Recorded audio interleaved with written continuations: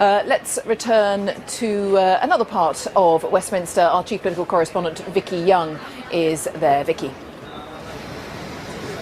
That's right, Jane. I've moved from central lobby of the House of Commons somewhere different to a Westminster pub because there are some people who are celebrating today. Obviously, people who have campaigned for this moment for a very long time. I'm joined by the former UKIP leader, Nigel Farage. So obviously you're celebrating today. Did you think this moment would ever come?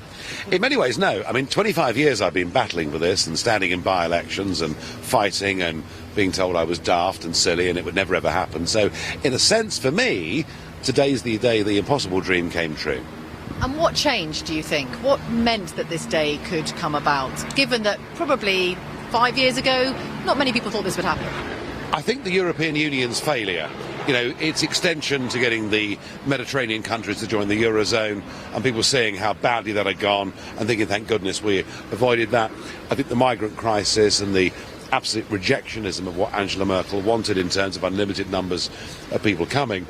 And I think just a sort of basic feeling that we were losing the ability to chart our own future, to make voting really matter, and to control our borders. So a load of things that came together.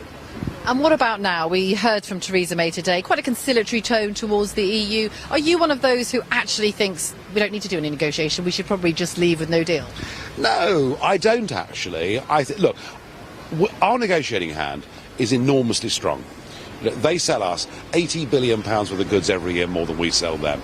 We have every reason to think that we should be able to negotiate a sensible trade deal whilst taking back control of our own lives. After all, it's in their interests even more than ours.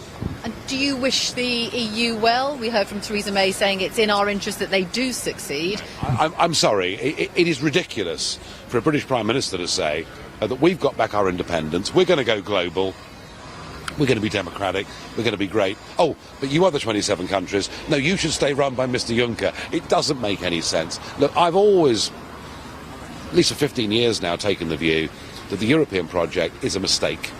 Good idea to begin with, but a mistake. I would like to see the European Union break up. I would like to see a Europe of sovereign independent nation states that trade together, work together, and Britain playing a leading role in that.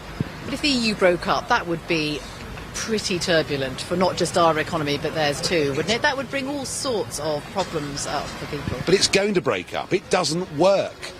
It doesn't work at any level. You've got opposition parties on the right, left and centre, all across Europe growing up.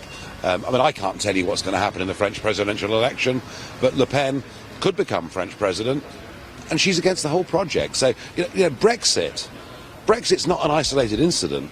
Brexit is part of a Europe-wide phenomenon of people saying, this form of government, we never asked for it, we don't want it, we need a better future. What do you say to those people, businesses particularly, who are worried about there being no deal for Britain, going on to World Trade Organisation rules, tariffs? Lots of people say, oh look, we'll be perfectly fine, we'll be perfectly okay. It's incredibly worrying, isn't it, for lots of business people? Well, don't forget that, only about 17% of the global economy is the European Union. There is a huge world out there. But we export a lot to the European Union. Well, we do, but we also export a lot, and it grows every year to the rest of the world. Look, my priority is for Britain to be a global trading nation. Now, at the same time, I want us to have a grown-up deal with the European Union. I think in the end we're going to get that, but if we didn't, no deal for us is better than the current deal we've got.